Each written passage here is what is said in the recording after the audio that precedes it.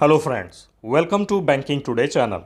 जैसे कि आप लोगों को पता होगा कि 1 अप्रैल 2021 को डिपार्टमेंट ऑफ फाइनेंशियल सर्विसेज ने सभी आरआरबीज में 11th बाईपार्टाइट सेटलमेंट और 8th जॉइंट नोट को इम्प्लीमेंट करने के लिए परमिशन दिया था, जिसमें पे स्केल्स, डियरनेस अलाउंस, एचआरए और सीसीए जिस प्रकार से नेशनलाइज्ड बैंक्स में लागू होते हैं, ठीक वैसे ही आरआरबीज में भी लागू करने का आदेश तो था, परंतु अदर अलाउंसेस के पार्ट 2 जिसे स्क्रीन पर दिखाया जा रहा है, जो कि ऑफिसर्स और वर्कमैन दोनों के लिए हैं, और 11th बाईपार्टाइट सेटलमेंट में नए इंट्रोड्यूस हुए अलाउंसेस और इंसेंटिव्स जैसे कि लोकेशन अलाउंस, लर्निंग अलाउंस और परफॉर्मेंस लिंक्ड इंसेंटिव, इनके साथ साथ एरियर्स के लिए कंडीशनल अप्रूवल दिया था।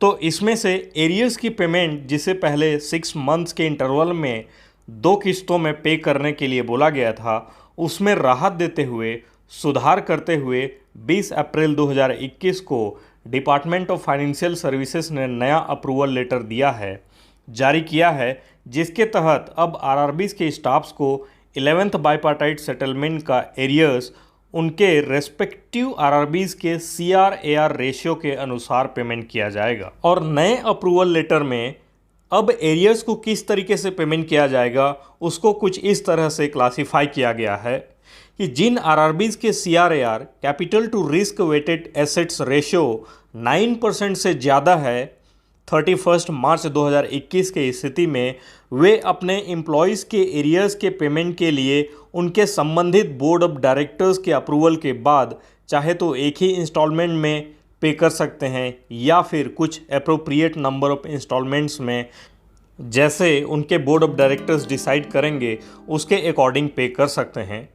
और ऐसे आरआरबीज जिनका सीआर-एआर रेशियो 9% से कम है, उनके एरियर्स का पेमेंट 4 या 4 से अधिक किस्तों में करने के लिए कहा गया है। और 4 से कितने अधिक किस्तों में करना है वो उस बैंक के बोर्ड ऑफ डायरेक्टर्स डिसाइड कर सकते हैं अपने बैंक के कैपिटल, लिक्विडिटी, बाईपार्टाइट सेटलमेंट के लिए किए गए प्रोविजंस के आधार पर। अब यहाँ पर फिर से गवर्नमेंट ने आरआरबीज के बीच में अंतर करके क्या दिखाना चाहती है, ये समझ नहीं आया। सभी RRBs irrespective of CR-AR ratios, चाहे प्रॉफिट में हो या लॉस में, सभी ने 11th बाईपार्टाइट सेटलमेंट के एरियर्स के लिए प्रोविज़न करके रखा है और प्रोविज़न करने के बाद अपना प्रॉफिट और लॉस जो भी हो दिखाया है, यह मानते हुए कि इनका पेमेंट तो हमको करना ही है। तो फिर ये किस्तों में पेमेंट करवाने का आदेश देकर क्या शो करना चाहते हैं? कई नेशनलाइज्ड बैंक्स लॉस में हैं और पीसीए में भी, तो क्या आपने उनके लिए ऐसे आदेश दिया था? और यदि नहीं तो आरआरबी के साथ ही ऐसे करके क्या दिखाना चाहते हैं? और इसके अलावा जो 11th बाईपार्टाइट सेटलमेंट में नया इंट्रोड्यूस हुए हैं allowances, location allowance, learning allowance और पीएलआई, उसको इम्प्लीमेंटेशन के लिए करेक्शन नहीं किया गया है। तो गवर्नमेंट कब रिस्ट्रक्चरिंग ऑफ आरआरबीज करेगी, उसके बाद ये डिसाइड किया जाएगा। खैर, अब बात करते हैं कि यदि ये जो अप्रूवल है इसमें फिर से कुछ सुधार नहीं होता है तो किन किन आरआरबीज को एक ही इंस्टॉलमेंट में मिल जाएगा और किन किन आरआरबीज को 4 या 4 से अधिक इंस्टॉलमेंट में एरियर्स मिलेगा, उसके बारे में बात करते हैं। ये जो लिस्ट है 16 आरआरबीज का, इनका सीआर-एआर रेशियो 9% से कम है, तो इनको 4 या 4 से अधिक इंस्टॉलमेंट्स में एरियर मिलेगा। यह लिस्ट आप वीडियो को पॉज करके देख सकते हैं। फ्रेंड्स, वैसे ये लिस्ट 31 मार्च 2020 के स्थिति में है, तो हो सकता है किसी किसी का सीआर-एआर रेशियो में इम्प्रूवमेंट हुआ हो। आप अपने रिस्पेक्टिव बैंक के सीआर-एआर रेशियो 31 मार्च 2021 के स्थिति में चेक कर सकते हैं, क्योंकि एरियर्स का पेमेंट के लिए 31 मार्च 2021 के स्थिति में रेशियो को देखा जाएगा। और इन 16 आरआरबीज के अलावा जो बचे हुए आरआरबीज हैं, उनका सीआर-एआर रेशियो 9% से अधिक है, तो उनको उनका एरियर्स एक ही इंस्टॉलमेंट में मिल सकता है। ये लिस्ट जो स्क्रीन पर दिखाया जा रहा है, इसमें सभी 45 आरआरबीज का नाम है 31 मार्च 2020 की स्थिति में, जिसे आप अपने रेफरेंस के लिए देख सकते हैं।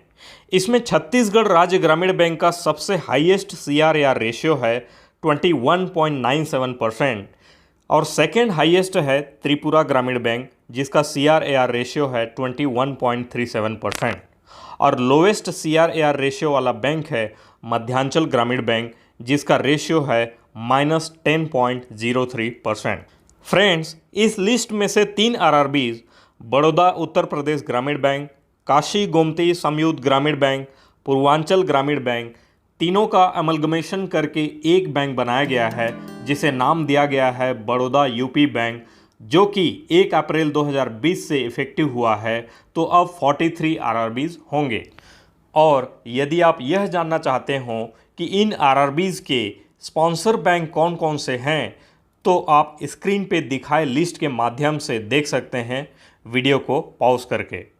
और लास्ट में एक अपडेट है कि ऑल इंडिया RRB यूनियन ने जो मांग रखा था कि एरियर्स का भुगतान बिना कोई कंडीशन के एक साथ इमीडिएटली किया जाए, अदर अलावेंसेस जिसे पार्ट 2 में रखा गया है उसमें स्पॉन्सर बैंक के रोल को हटाया जाए और 11th बाईपार्टाइट सेटलमेंट और 8th जॉइंट नोट में जो नए अलावेंसेस इंट्रोड्यूस किए गए हैं उसको इमीडिएटली इम्प्लीमेंट किया जाए।